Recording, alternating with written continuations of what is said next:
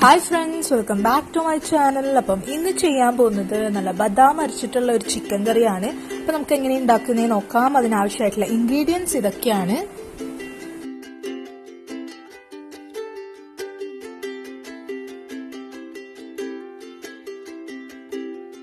ഒരു പാനിൽ ആവശ്യത്തിന് വെളിച്ചെണ്ണ ഒഴിച്ചു കൊടുക്കാം.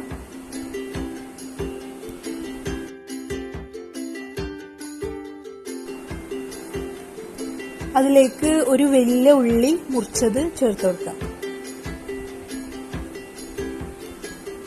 അതിലേക്ക് ഒരു 3/4 ടീസ്പൂൺ ഉപ്പ് ചേർത്ത് കൊടുക്കാം. ഇനി ആ ഉള്ളി ഒന്ന് നന്നായിട്ട് വഴറ്റിയെടുക്കാം. ഉള്ളി ഏകദേശം വഴഞ്ഞു വന്നാൽ അതിലേക്ക് 1 ടീസ്പൂണ് ഇഞ്ചി വെളുത്തുള്ളി ചതച്ചത് ചേർത്ത് കൊടുക്കാം. പിന്നെ 2 പച്ചമുളക് ചേർത്ത് കൊടുക്കാം. ഞാൻ നന്നായിട്ടൊന്ന് വഴറ്റിയെടുക്കാം. ഇഞ്ചി വെളുത്തുള്ളിയുടെ പച്ചമണൊക്കെ ഒന്ന് മാറിക്കഴിഞ്ഞാൽ അതിലേക്ക് ഒരു വലിയ തക്കാളി മുറിച്ചത് ചേർത്ത് കൊടുക്കാം.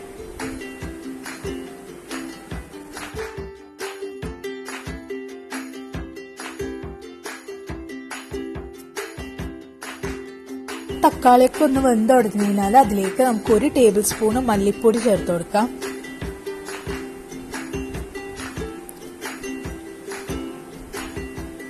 ഇനി അതിലേക്ക് നമ്മൾ കഴുകി വെച്ചിട്ടുള്ള ചിക്കൻ ചേർത്ത് കൊടുക്കാം. ഞാനിവിടെ 1/2 കിലോ ചിക്കനാണ് എടുത്തിട്ടുള്ളത്. ഇനി അത് നന്നായിട്ടൊന്ന് മിക്സ് ചെയ്തെടുക്കാം. ഇനി അതിലേക്ക് 1/2 മുറി തേങ്ങയുടെ 2ാം പാല്, നേരിയ പാല് ഒഴിച്ചു കൊടുക്കാം. ഇതിൽ കിടന്നിട്ടാണ് നമ്മൾ ചിക്കൻ വെന്ത് വരേണ്ടത്.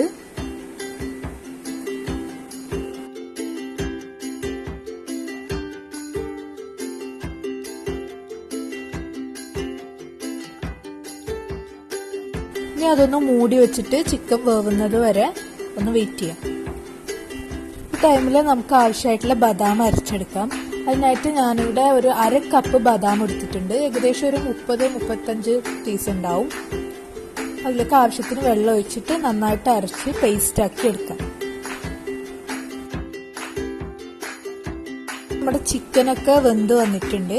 ഇനി അതിലോട്ടേക്ക് നമുക്ക് തേങ്ങയുടെ 1ാം പാല് ചേർത്ത് കൊടുക്കാം. കട്ടിയുള്ള പാല് ചേർത്ത് കൊടുക്കാം. അതിലേക്ക് നമ്മൾ അരച്ചു വെച്ചിട്ടുള്ള ബദാം പേസ്റ്റും കൂടി ചേർത്ത് കൊടുക്കാം. ഇനി അതിലേക്ക് ഒരു 2 ടേബിൾ സ്പൂണ് മല്ലിയില ചെറുതായി മുറിച്ചത് കൂടി ചേർത്ത് കൊടുക്കാം. അത് നന്നായിട്ടൊന്ന് മിക്സ് ചെയ്തെടുക്കാം.